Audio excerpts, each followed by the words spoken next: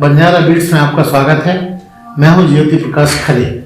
आज हम आपको मिला रहे हैं एक ऐसे साहित्यकार से जो कहानीकार के रूप में जाने जाते हैं।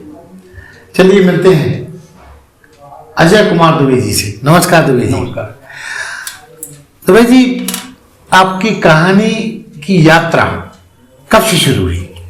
मेरी कहानी की यात्रा 66 से शुरू हुई। पहली कहानी हमने 66 के लगभग करीब लिखी थी और उसके बाद फिर धीमे धीमे कहानी लिखते गए। कॉलेज में छपी, स्कूलों में छपी, स्कूल की मैगजीन में छपी। किस कॉलेज में पढ़े आप? हम पहले तो सेंट मैरीज में पढ़े, जो है बगल में ही है। उसके बाद फिर हम GIC में पढ़े, वहाँ 9th और 10th किया। फिर उसके बाद SPI पढ़े, वहाँ पे हमने कहते इंटर किया। तो वहाँ की कॉलेज मैगजीन से आपकी लेखन की शुरुआत हुई? कॉलेज मैगजीन में छपे और इंटरव्यू में लिए लोगों के जी, कई लोगों के इंटरव्यू लिए। और उसके बाद फिर एक कर्मचारी इंसाफ नौकरी में हम आ गए थे सन 74 में, अप्रैल 74 में। किस विभाग में आपने नौकरी? सिंचाई विभाग में। अच्छा। सिंचाई विभाग में 2 अप्रैल 74 को हम आ गए थे नौकरी में। उसके बाद ऑफिस में भी कहानियाँ लिखा करते थे जी, खाली टाइम में जी, और काम भी अपने करते रहते थे। मतलब हमारे काम में कभी कहानियों को उनने काम में डिस्टर्ब नहीं हुआ, अवरोध नहीं हुआ। हाँ, कभी अवरोध नहीं हुआ। हाँ, कहानी लिखने का हमारा ये था कि जब मन करता तो लिखते थे, वरना हम नहीं लिखते थे। हाँ, आपकी खुद की इच्छा पे निर्भर करता था। कभी ये नहीं हुआ कि हमें जबरदस्ती लिखना है। विभाग की तरफ से कभी आपको टोका टाकी? कोई किसी प्रकार का कभी कुछ नहीं हुआ, बल्कि हमारा व्यवहार ऐसा था कि सब लोग पसंद करते थे और कभी किसी प्रकार का कोई हिंड्रेंस नहीं आया पूरी सर्विस में। कब रिटायर हुए आप? हम 2011 में। दुबे जी, आपने अब तक लगभग कितनी कहानियां लिखी होंगी? लगभग 40 के लगभग। हाँ, कहाँ कहाँ बड़ी राष्ट्रीय मैगजीन्स वगैरह में प्रकाशन हुआ उनका? मेरी कहानी अपने जनसत्ता में छपी है जी, और साक्षात्कार में 3 कहानी छपी जी, और एक यथावत में छपी है 3 कहानी, 4 कहानी। एक सुपर आइडिया था, उसमें छपी कहानी, लखनऊ से छपी। हाँ जी। और इसके अलावा कहते अपने और भी मैगजीन में छपी है कई। स्थानीय पत्र पत्रिकाओं में भी स्थान मिला? शुरू में जागरण में छपी और जागरण भास्कर में जी। उसके बाद फिर जागरण भास्कर में कविता भी 1-2 छपी है जी। तो पहली बार हमें उसमें 10 रुपये मिले थे। अच्छा, पारिश्रमिक जागरण में। अच्छा, कविता छपी थी। हाँ, मानदेय के रूप में। हाँ, मानदेय। और कहानी 15 रुपये मिलते थे जी। तो कुछ कहानियाँ जागरण में छपी और कुछ भास्कर में छपी। इसके अलावा एक मौलिक अधिकार था, उसमें हमारे एक धारावाहिक जिसको कहते हैं अपने, अच्छा, सीरीज। हाँ, सीरीज टाइप का वो निकला था जी। और जहाँ तक मुझे याद है आपकी जनसेवा मेल में भी रचनाएं प्रकाशित। जनसेवा मेल में छपी है और एक व्यंग लिखा था हमने जी, वो हमारा जानवी में छपा था। जानवी राष्ट्रीय मैगजीन। दुबे जी, आपकी जो रचनाएं हैं वो उनकी विषय वस्तु क्या रही मुख्यतः? विषय वस्तु अधिकतर निजी अनुभव तो है ही, कुछ काल्पनिक भी नहीं, कुछ निजी अनुभव ज़्यादा रहे जी। लोग मुझे कैसे ट्रीट करते थे उस पर भी कहानी आप भी थी? हाँ, इस पे कैसे ट्रीट करते थे लोग। हाँ। और कई कहानियाँ ऐसी थी जो आसपास की उसमें ढूंढ के लिखी गई। हाँ, एक बात जरूर मैं बताना चाहूँगा, 1 या 2 कहानी ऐसी थी जो त्रासदी नाम से थी। उसमें एक बच्चे की कहानी थी जी, जो कक्षा में बंद हो जाता है 2 महीने के लिए और बाद में जब 2 महीने बाद खोला जाता तो वहीं उसमें मरा निकलता है। अच्छा अच्छा ये कहानी दिनमान में एक रिपोर्ट छपी थी जी।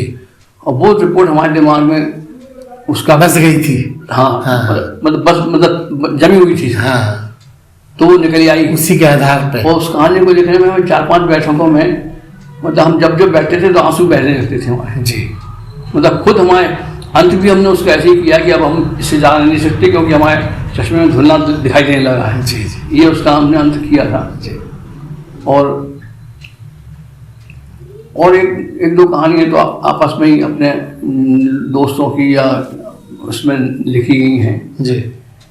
बहुत सी चीज़ें ऐसी हैं कि जो ऐसी याद आ जाती हैं। एक ऐसी एक कविता थी जी। जो हमारे करीब सीपरी में पेट्रोल पंप के सामने एक कवि सम्मेलन हुआ था जी। उसमें एक कानपुर के प्रिंसिपल आए थे, उनकी एक कविता थी। जी। ऊंचे ऊंचे पहाड़ों पर बैठा मैं देख रहा था नीचाइयों को। इतनी लाइन हमारे दिमाग में थी तो वो हमने अभी 2 महीने पहले उस कहानी कविता को पूरा किया। अच्छा, तो उसकी कुछ पंक्तियां याद हैं तो सुनाइए। हाँ, इसमें है, उठाइए। ये है कुछ 2-4 पंक्तियां केवल इसमें लाइन है बस केवल उनकी, बाकी ऊपर की लाइन उनकी है, बाकी हमारी है।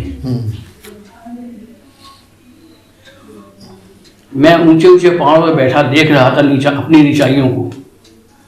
ऊपर से नीचे देखते ही नीचाइयों का समुद्र लहलाता दिखा और निगाह कहीं ठहर नहीं पा रही थी। मैं नीचाइयों के समुद्र में किसी एक को तलाशते सो गया। अच्छा। मैं नीचाइयों के समुद्र में किसी एक को तलाशते सो गया। मैं ऊंचे ऊंचे पहाड़ों पर बैठा देख रहा था अपनी नीचाइयों को। तभी एक लहर उठी, वो समाज में हो रहे बालिगों से हो रहे बलात्कारों की एक झलक भर थी। उसके नीचे पीड़ितों को न्याय में देरी पुलिस का भयानक चेहरा था। तो इस कविता को आपने कहीं प्रकाशनाथ भेजा है या अभी मौलिक रूप से तैयारी किया है? कभी कहीं नहीं भेजा। अच्छा, आपको कहानियों के माध्यम से जैसा जाना जाता है दुबे जी को, तो मुझे ये बताइए कि आपको इस मुद्दे पे कहाँ सम्मानों से नवाजा गया? मुझे 2 ही सम्मान मिले, इसमें देखना पड़ेगा जी।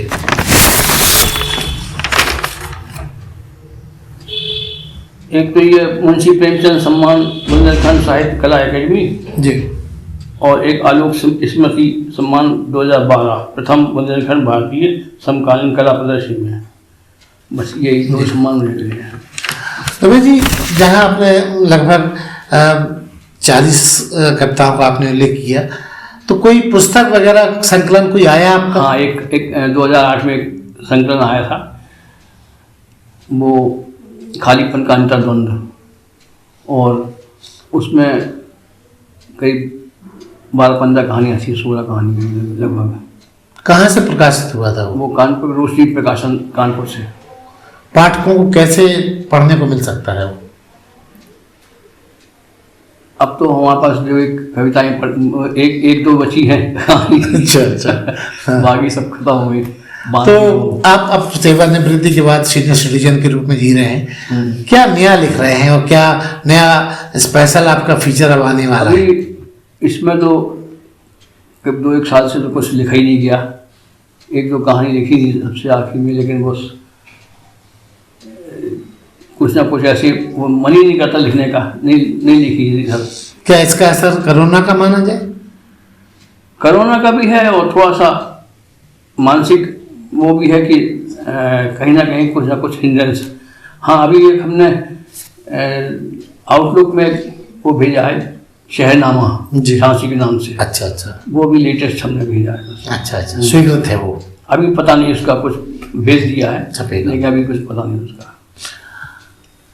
दुबे जी, आपके अपने परिवार में कौन कौन है? हमारे परिवार में 2 बच्चे हैं। लड़का हमारा इसमें नोएडा में है जी, और लड़की बेंगलोर में है। शादीशुदा है मानो? हाँ, दोनों 2 बच्चे, एक लड़का एक लड़की लड़के के हैं और 2 लड़कियाँ लड़के हैं। आपकी वाइफ क्या हाउस वाइफ है या कुछ काम करती है? हाउस वाइफ भी हैं, अपने स्वेटर सिलाई सेंटर चलाती हैं और उसके उससे ये हुआ कि अपना उनका कब से चला रही हैं वो? लगभग 40 साल करीब हुआ है, जब से हमारी शादी हुई उसके बाद अच्छा अच्छा। से उन्होंने शुरू कर दिया था। और उनके साथ कई लोगों ने सीखा भी, पहले खुद सीखा उन्होंने, फिर दूसरों को सिखाया। कुछ लोग काम कई साल काम किया, लड़कियों ने और लड़कों ने भी। जी।